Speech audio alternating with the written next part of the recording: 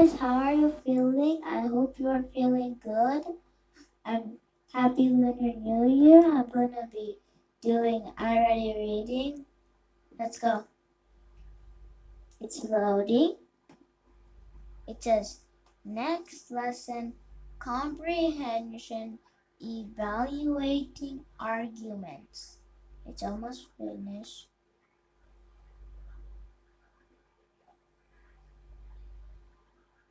Let's Give More Teens a Voice by Ellie Lagata. Let's keep going. 1 second.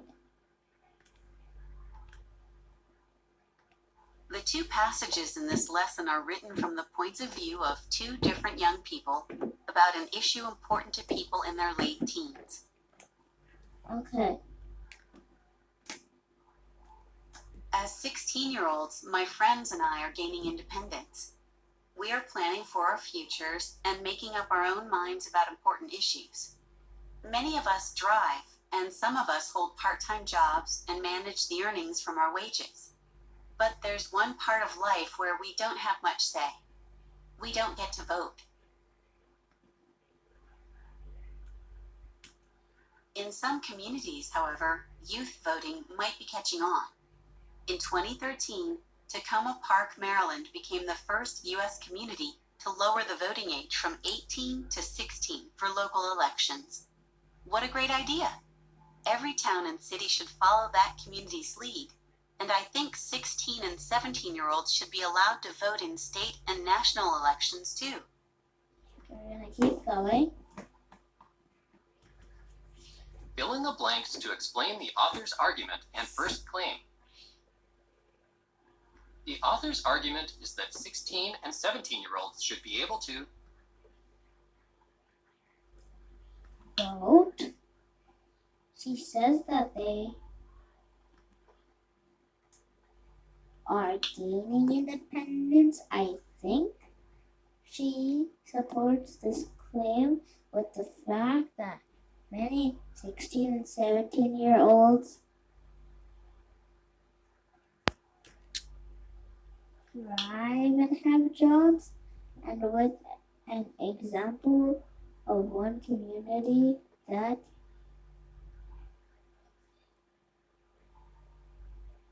lowered the voting age. Okay, we got it right.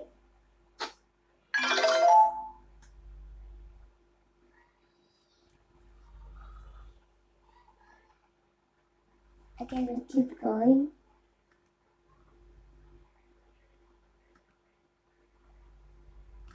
First of all, many teens work and pay taxes on the income from their jobs. Those taxes contribute to the money the government uses to pay for all sorts of things, from schools and roads to police and fire departments. Adults can use the power of voting to have a say in how their tax dollars are spent. But youths, even those who work and pay taxes, don't get a say in these decisions. That just isn't fair. Let's keep going. Additionally, as young people, we will be impacted in the future by decisions made by our government today. For example, current policies about the environment, healthcare, college, and job training programs will have significant effects on our adult lives. We will have to live with the consequences of those decisions for years, but we don't have any say in these policies today. Okay, let's keep going. add the author's second claim to complete the chart.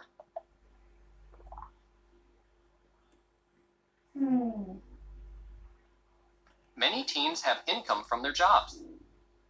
Teens should have a say in government. Adults have a say in how their taxes are spent.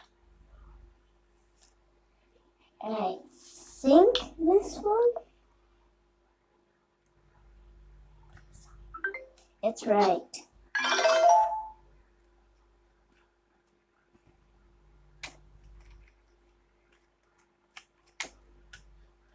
Okay. A major benefit of lowering the voting age to 16 is that it will increase voter participation in elections. High voter participation is important because it helps to ensure that the choices the government makes truly reflect what people want. Unfortunately, many people do not exercise their right to vote.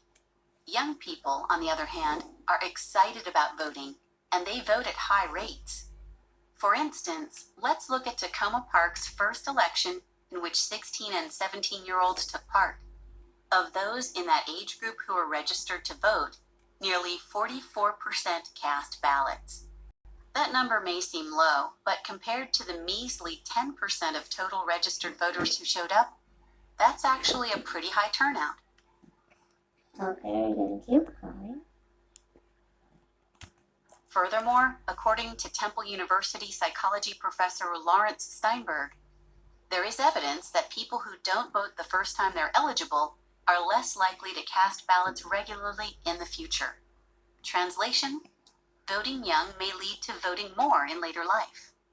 The 16 and 17-year-olds who are excited about voting today will become tomorrow's dedicated older voters, and a commitment by citizens to voting leads to stronger communities where more people's needs are met. Okay, let's keep going. Add a second piece of evidence the author uses to support the claim in the chart.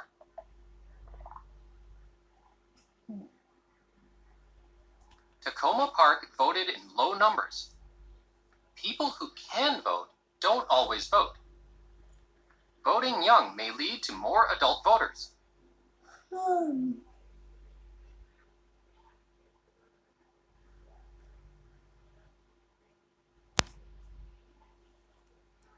Okay, I think it's this one.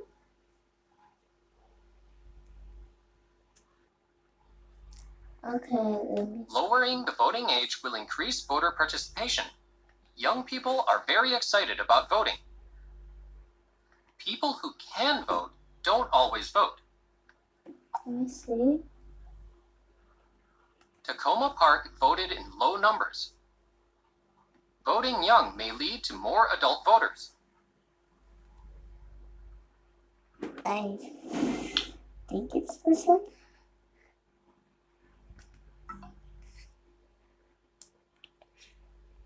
Why does the author introduce Professor Steinberg and his ideas? Tap what Steinberg said.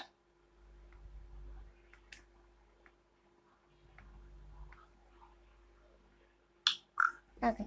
The author quotes an expert to support her claim that lowering the voting age will increase voting participation. Facts and opinions from experts provide evidence to support a claim. What does Steinberg's statement tell you about young voters?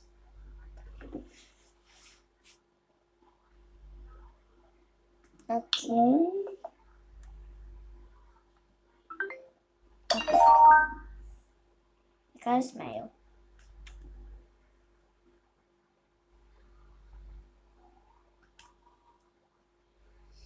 Some adults think youth suffrage is a bad idea, though. They claim that teenagers will be pressured by their friends to vote a certain way. That just isn't the case. I think adults worry too much about peer pressure. Okay. Others, like my older brother Derek, say teens are too impulsive to make good voting decisions. But that's incorrect as well. True, 16 and 17-year-olds sometimes act on sudden feelings. When things get emotional or quick thinking is required, our decision making isn't always great. But voting isn't a quick decision. It's something you can plan for. And it turns out that we are as good at making sound choices as older people. Referring to research on brain development, Professor Steinberg wrote that, in unhurried decision-making, a 16-year-old's judgment is likely to be as mature as that of adults. Okay. When you consider the facts, it's clear to see that choosing to lower the voting age to 16 is the right thing to do. The idea's got my vote. What about you? Okay. Fill in the blanks to identify opposing claims to the argument that 16 and 17-year-olds should be allowed to vote. The first opposing claim is that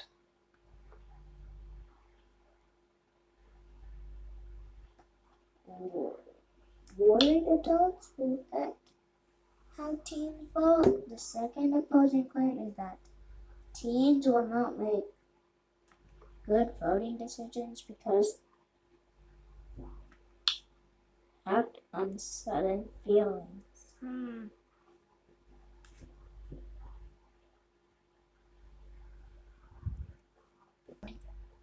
Okay, I'm changing word adults to peer pressure.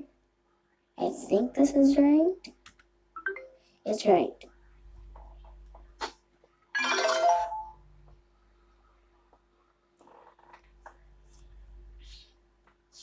Add the third and final claim the author makes to support her argument that lowering the voting age is a good idea.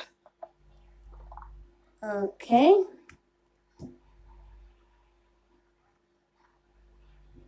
"16 and 17-year-olds should have a say in government. Voting young increases voter participation.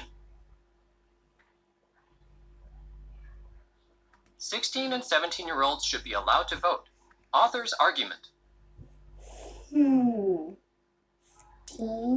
Teens' decision-making ability is mature enough for them to vote responsibly. Teens are too unpredictable and emotional to make good voting decisions. Teens should spend more time deciding who they are going to vote for. I think it's this one. Let's see if it's right. It's right.